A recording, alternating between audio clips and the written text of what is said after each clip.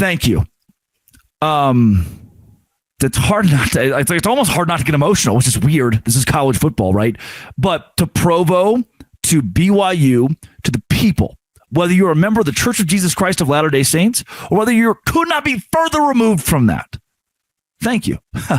For a weekend, it is weird for me. You know, I started doing sports media when I was like 15 and I was bad. I was in Valonia, Arkansas, 4,000 people. And it was just like, this is what I want to do for my career.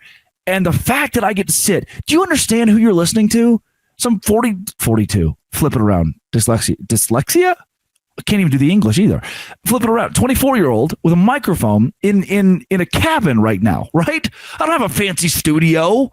I just have it's actually a $69 nice microphone in the middle of a cabin with barely any Wi-Fi.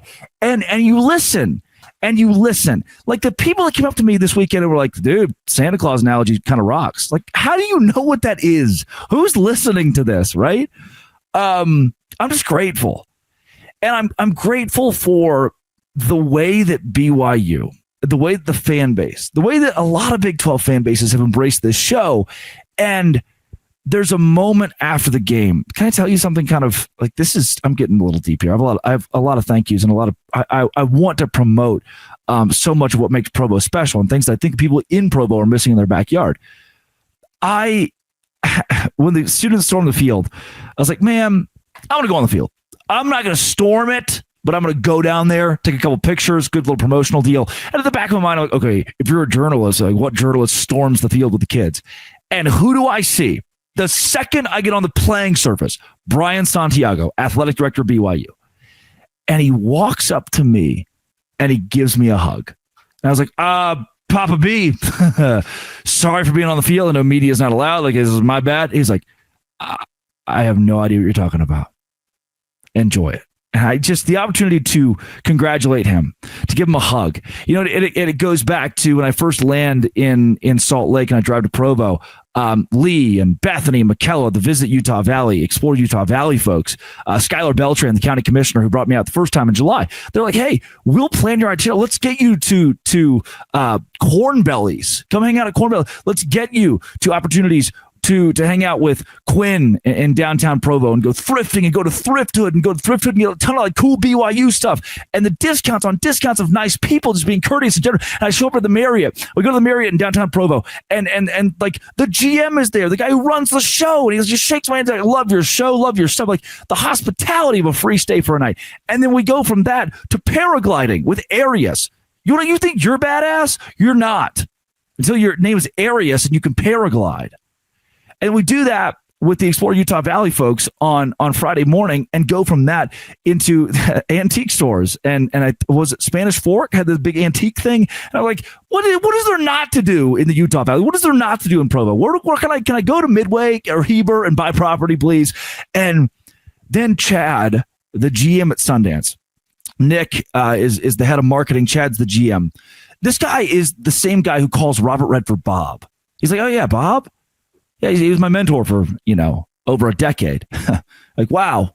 I'm shaking the hand of a guy who calls the guy Bob. And he invites us out into this cabin at Sundance where I'm sitting. I wish I could pan this around to you and show you that, there's wild turkeys outside right now. And I did the sauna and the hot tub.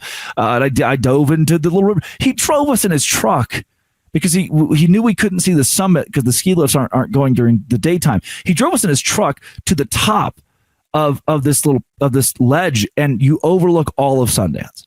And he's just telling story after story about Robert Redford and about himself and the hospitality, the kindness, right? This kind of unreasonable kindness that just doesn't make sense. There's not a label for it, but it's almost like revolutionary, right? And we get done with that and we go to the tree room. And it's imposter syndrome is not the right word. I wouldn't describe it like that. But to sit in a room where like the Robert Redford curated and with people who I know are these powerful people, and you start to become, you become human. It was funny. One of the waiters in this incredibly fancy restaurant, one of the waiters, curly haired guy, walks over to our table and he's like, hey, Did you get your shirt at Thrift Hood? I was like, yeah. He like broke the fourth wall of this like really professional moment. I'm so glad he did. See, like again, you're like, oh, this guy's just a human. He has an iPhone. You forget sometimes when you see old people like, oh, they have an iPhone. And this was a young guy. He was like, did you get it at Thrift Hood? I was like, yeah, I did. He goes, I work there. It's like, you forget that there's just human people that exist. And a weekend like this reminds me that the humans are real. And we chatted with him for a second. I was like, who's the famous guy to our left? And he's like, I'll find out for you. And it's just this sweet moment. After that, finish up the night at Al Bar. Then we wake up and go to Big Noon Kickoff. Here's where things get nuts.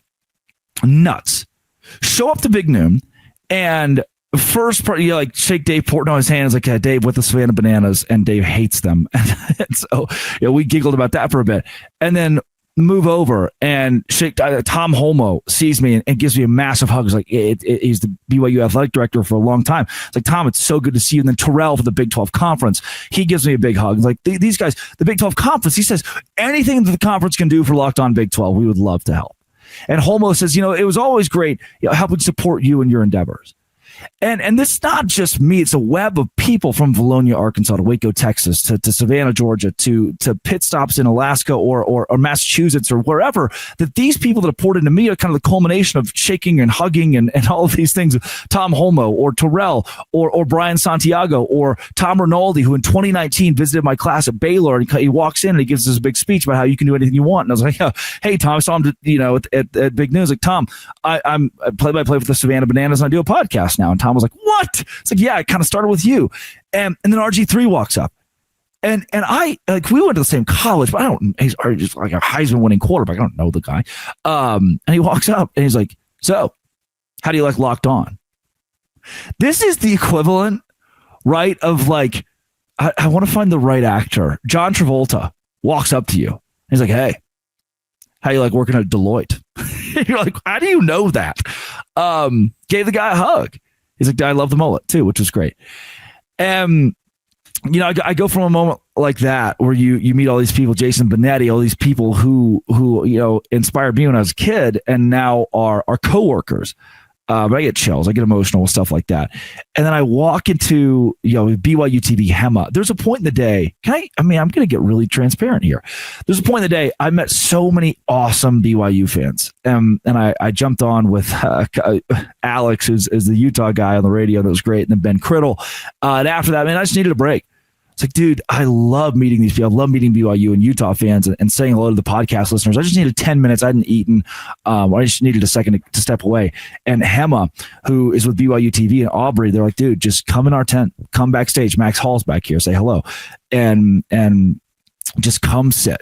Have a plate of food. Just take a load off. And it was just that kindness that I needed to pick me back up. Then you get into the stadium, and it was just one after the other. Just the people sitting around me who bought us ice cream. The kindness to just give us hugs and the amount of people that came up to me like, hey, we love the podcast. We love the work that you do. We love how authentic you are. Those kind of things, man. I think you forget, and I forget sometimes. We're all human. And that stuff, like I not that I don't think of you as a human being, right? But you lose sight of that when I'm on this thing of wires with a camera on it. And that's what I'm producing this through and pumping it into. And I forget, the impact that it has on people. And I sometimes, maybe I dilute it in my brain that you're actually consuming this. And I put on the best show possible every single day because it's the standard that I have. And I'm glad that people recognize it. I'm glad that they see that. And I've never really thought about like, okay, the consumer themselves, how well do they receive this?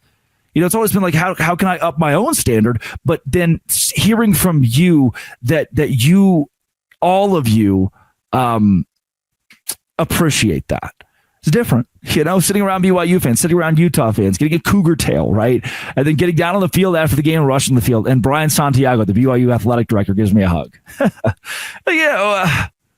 the people that come like, dude, I want to do what you do. Like, you can. This is a $69 microphone. I'm in a cabin, at Sundance. I do this all over the country. I've done podcasts this year from Grand Rapids, Michigan to Las Vegas to Tampa, Florida, to Fort Myers, Florida, to Albuquerque, New Mexico, kind of you name it. I've done a podcast from there because it's just like It's this little Locked On Big 12 thing, right? Didn't have to be big, didn't have to blow up, but you made it do that. And I'm so grateful for the Visit Utah Valley folks and for Sundance. Oh my gosh, the Sundance Resort. You're missing out if you're not staying here, being here, skiing here, going in the hot tub. I love the hot tub. And to the Marriott and to Quinn and with downtown Provo, and the amount of people that I'm already forgetting or not including in there is that list. The laundry list is so long of people who are just nice, who are just kind, who just did the right things. To Rihanna, to John, to Todd, who got us tickets at the 40-yard line, like 11 rows up. An experience that I think is so incredible, and I'm so grateful to have gotten that with BYU this weekend. And it's not just BYU, it's all the Big 12 fans who listen to this show. I'm just grateful and really happy with what the last 72 hours have been, and the culmination of me being able to work in the job that I love and do what I love and practice my love making with you. I guess BYU is a special place, man. It's a special place. The people are special, and I've had chills this entire 10 minutes. And obviously the drone show, to the fire dancers, to Cosmo, to all of it. Blown away. The kid that kicked the field goal to win a car. That was nuts. So yeah, I mean, I don't know. Keep sharing this thing. Share it with your friends. Imagine that if you share it with your friends and they share it with their friends, how many people will listen to Locked On Big 12? Who knows? But if this is the first that you're seeing of this is your first show, welcome. I can't. It's a family. To the Booze and Cougs. I had a shot ski. I took a shot of Crown Royal. Pregame at a BYU game. With the Booze and Cougs, because I just walked over there on happenstance next to this tent with Pooh is the guy's name. It made me really good brisket. And these guys were like, "You got to take a shot ski with us. We're the Booze and Cougs." And I was like, "Okay, great." And then we did the Booze Cougs, and we did, and it's unreal, man. It's unreal. A lot of good people in the world, and I experienced a ton of that this weekend. So grateful for all of you. This has been, it always will be, Locked On. Thanks for making it your first listen every single day. Dose Grande.